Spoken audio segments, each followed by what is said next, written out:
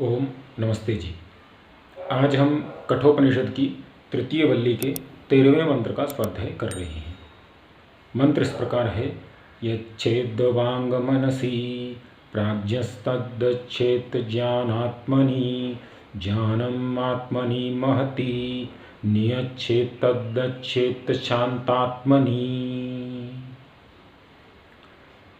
मंत्र का अर्थ है कि प्राज्ञ बोलते हैं बुद्धि को, प्राज्ञस्तद्दच्छेत् ज्ञान आत्मनि। जो हम ध्यान करते हैं, जो हम ईश्वर को प्राप्त करने के लिए जो क्रियाएं करते हैं, उसे योग कहा जाता है। योग में एक क्रिया ध्यान भी आती है, तो ध्यान से ही ईश्वर को प्राप्त किया जा सकता है। ईश्वर जो है वह इंद्रियों का विषय नहीं है। इसीलिए इस मंत्र में कहा गया है कि यच्छेद्वांग मनसी, यच्छेद्वांग मनसी। यदि हमें ईश्वर को प्राप्त करना है तो सबसे पहला कार्य हमें क्या करना पड़ेगा? वांग अर्थात वाक, अपनी वाणी, और मन, इन दोनों को रोकना पड़ेगा। वाणी अर्थात मौन, वाणी को रोकना, और मन को रोकना पड़ेगा। क्योंकि मन रुक गया तो बाकी सभी इंद्रियां कार्य करना बंद कर देंगी। बाहर से हमें संसार से मन को रोकना पड़ेगा, संसार से मन को हटाना पड़ेगा। यच्छेद्वांग मनसी, दोनों को, मन को और वाक, ये इंद्रियों को, दोनों, मन जो है उसे उभय इंद्रिय बोला जाता है, जो हमारी ज्ञान इंद्रिय भी है और कर्म इंद्रिय भी है, दोनों में कार्य करती है।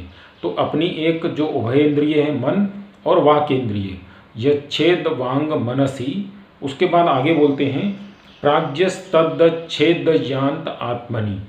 तो हम जो इन दोनों को रोक करके जो ज्ञान प्राप्त करेंगे, प्राज्ञस्तद्दच्छेत् ज्ञान आत्मनि, तो हम जो ज्ञान प्राप्त करेंगे वो ज्ञान जो प्राप्त होगा वह ज्ञान आत्मा में प्राप्त होगा, अर्थात हमें आत्मिक ज्ञान की प्राप्ति उस समय होगी।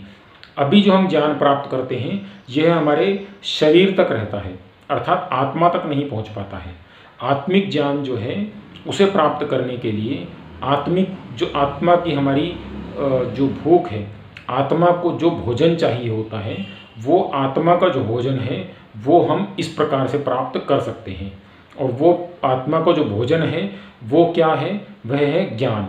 तो ज्ञान प्राप्त करने के लिए हमें प्राज्ञस्तद्दच्छेत् ज्ञान आत्मनि, आत्मा में ज्ञान प्राप्त करना है। तो यच्छेद्वांग मनसी, वाक और मन, ये दोनों को हमें स्थिर करना पड़ेगा। उसके बाद बोलते हैं ज्ञानम आत्मनि महति। वो ज्ञान प्राप्त करने के बाद जो आत्मा है, जो पुरुष है, पुरुष अर्थात हम मेल फीमेल नहीं बोल रहे, पुरुष, आत्मा को पुरुष बोला गया वेदों में। परम पुरुष अर्थात ईश्वर, और पुरुष अर्थात हम सभी जो मनुष्य हैं, सभी पुरुष बोले जाते हैं। तो आत्मा को पुरुष बोला गया है। तो ज्ञानम आत्मनि महति, जो ज्ञान है प्राप्त करने के बाद पुरुष जो है वो महान पुरुष हो जाता है, अर्थात वो महात्मा बन जाता है।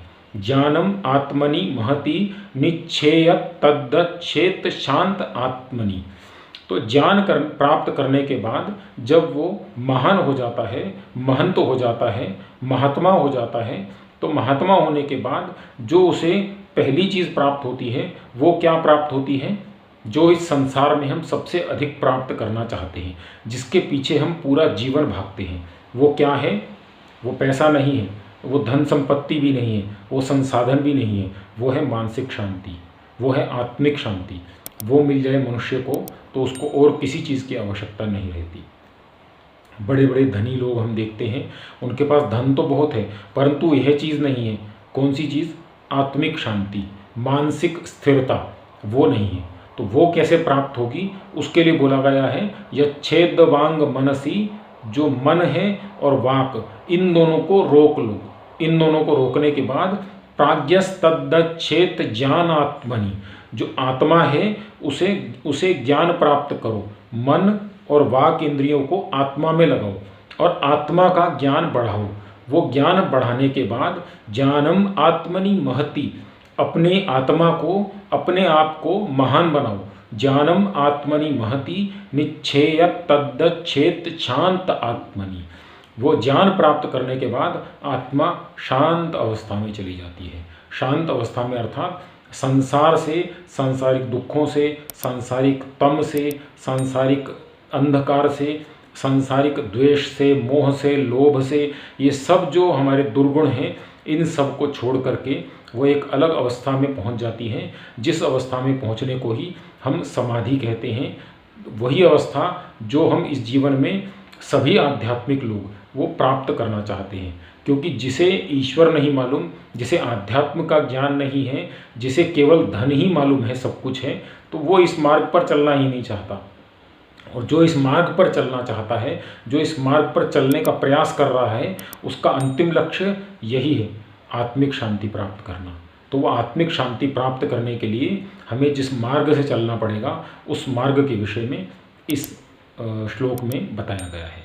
तो इस श्लोक का अर्थ हुआ। धन्यवाद। नमस्ते जी।